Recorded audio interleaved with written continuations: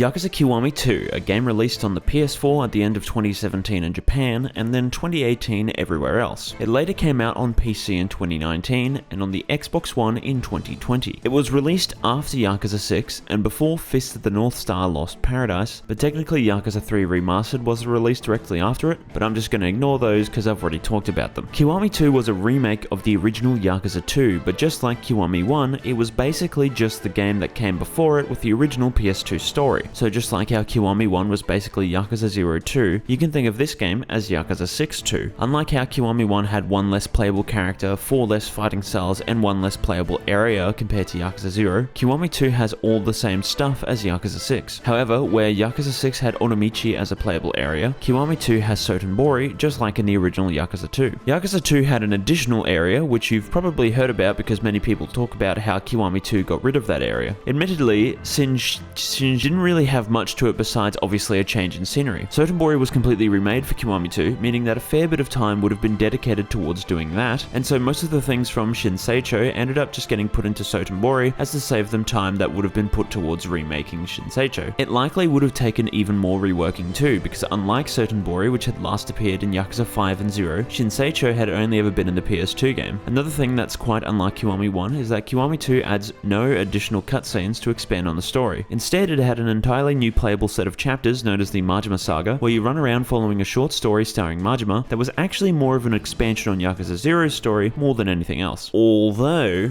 this game did something that Kiwami 1 didn't do. And by the way, you can probably tell that this was recorded on a different day as I don't sound very tired. But regardless, Kiwami 2 added a massive amount of new scenes in the fights. By that I mean new dynamic intros, new or reworked QuickTime events, or in the final long battle, a completely reworked structure to how the fight was laid out. Due to the fact that it would have just been filled with loading screens anyway, the final long battle of the original Yakuza 2 had you running through the city fighting off bad guys in small groups, which when defeated would then warp you to the next area where you'd fight another small group. Every time you'd start a new encounter, the music would restart, and the beginning of the encounter just sort of starts and there's no real introduction to anything. Even when you get to the final fight against the Man in Black, it just sort of, again, starts, but then Kiwami 2 has a cool intro to the long battle where Kiryu sprints in and gets right into the action. It's still the same idea, but now instead of loading screens, you get to run through the whole city in one big sprawling long battle with kick-ass music pushing you through the whole way. Then when you get to West Park, a new set of 2 songs play which kick ass because they were obviously done by Chihiro Aoki, who is amazing. But the Man in Black, although nothing too special, gets his own little intro where he presumably falls like 100 meters and lands like it was nothing. So while the story doesn't really benefit from anything Kiwami 2 did, the gameplay side of the story turns the dial up to 1,000,000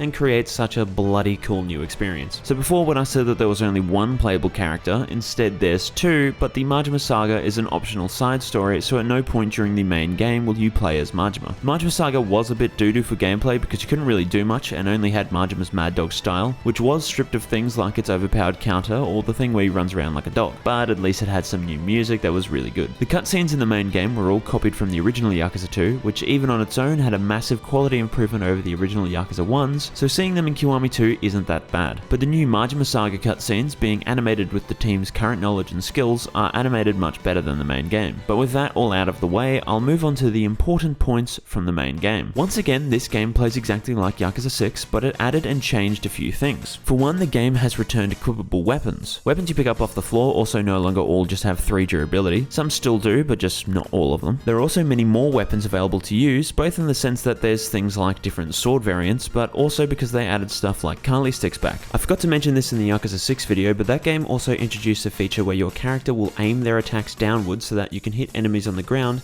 which is an awesome feature. Another thing that they added was a plethora of new hit actions, although they weren't all necessarily new, and instead a bunch of hit actions were from older games that allowed the game to fill in the gaps. There might be some brand new Kiwami ones, but if I'm honest, the only one I can really think of off the top of my head is the Kali stick one, and I'm not entirely confident if that's unique to Kiwami 2, but I think it is. Regardless, now you can use a hit action on an enemy that's on the ground, or one where you grab someone and press triangle at full health, both of which were actually from the original Yakuza 2, but it gives you a few more options compared to 6, which had had neither of those. Some of the heat actions from older games were also slightly touched up, but for the most part remain the same. Most of the time it's just the camera that gets slightly adjusted, such as this baseball one, which is in Kiwami 2, but I only have a clip of it from Lost Judgment, but it's the exact same, I promise. But as you can see from the animations, they're the same, but the camera just has a bit more movement. Heat was also returned back to how it used to function with the simple heat gauge, although it is slightly different. Rather than upgrades giving you an additional bar, your heat will increase by a certain percentage of a bar whenever you upgrade. You can also extend the heat gauge with different equipment and trigger everyone's OCD by not having a completely full bar. You can also taunt, which you could not do in Yakuza 6 for some reason, meaning you can use it to gain some heat. You can also store some weapons you grab off the ground into your pocket to use later, which was a thing with Shinada in Yakuza 5, and technically you could do it in Ishin, but I think it's based off of something from the original game. In Yakuza 1 and 2, when you would finish a battle with a weapon in your hands, say for example just a metal pipe, you will then have the exact same item with the same number of uses left as soon as you start the next fight. I'm not sure if it was all items, but that was how it worked. Charge attacks in Kiwami 2 compared to 6 are much nicer to use, as now you can move around while charging them, and you can actually use stuff like a charged heavy attack as a finishing move, which is a unique aspect of Kiwami 2's charged attacks. Extreme heat also functions the exact same way more or less, but with the big difference now being that you can only use it when at max heat. You can still use it like you do in Yakuza 6, but now with the increased range of tools available to you, it isn't the best thing in the game like it used to be. Then there's the return of some other abilities and features, such as a couple of Komaki abilities. However, Komaki knockback is completely worthless in Kiwami 2, which is very upsetting. Another thing is that rare enemies that will give you a nice reward, such as those dudes with the white hair in Yakuza 4 and I think 3, but I don't remember, the silver guys in Yakuza 5 and the gold guys and everything else have now been added back into the game. The level up system is still the same as 6, but the price of everything has been sort of balanced around a bit better, so even though there are now many more abilities to purchase, you might find yourself in less situations where you have a shitload of one type of skill point and not many other ones. Then some other things included how you can't stun enemies the same way you used to in 6, which happened quite a lot and quite easily. The forward evade strike cheese still exists, although it's not as cheesable in this, and then that's all I can really think of. Now, considering I've discussed it a bit in previous videos of the series, I don't want to bother you viewers by explaining it all again, but basically,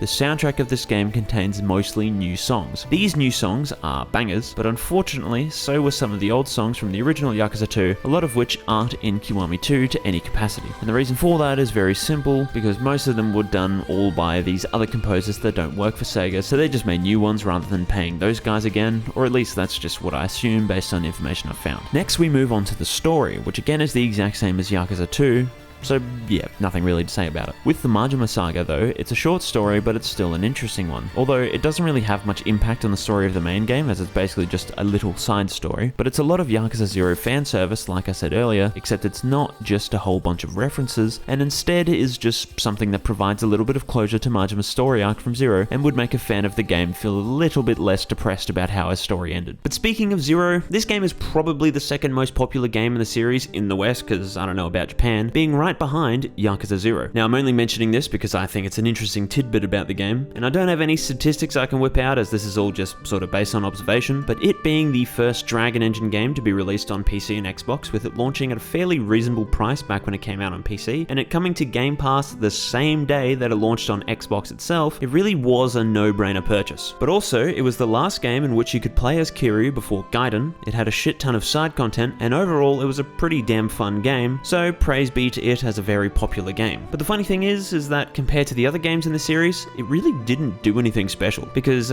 I mean, like I said, it really was just Yakuza 6 with Yakuza 2's story. But with all that being said, I hope you enjoy the video. If you did like the video, obviously like and subscribe, and share this with your local bakery that you sometimes go to get like a loaf of bread or something. And if you like my stuff well enough and want to become a member of the channel, I uploaded my first members only video not long ago. It's nothing too special, but if you're interested, you know, it's up to you. If you don't like me, I hope you'll consider joining me for the next video where I, and I'll explain this in the next video, will be looking at Fist of the North Star Lost Paradise for only a little bit within the actual next video, which will be on easily the most standout game in the franchise, being the incredible Judgment.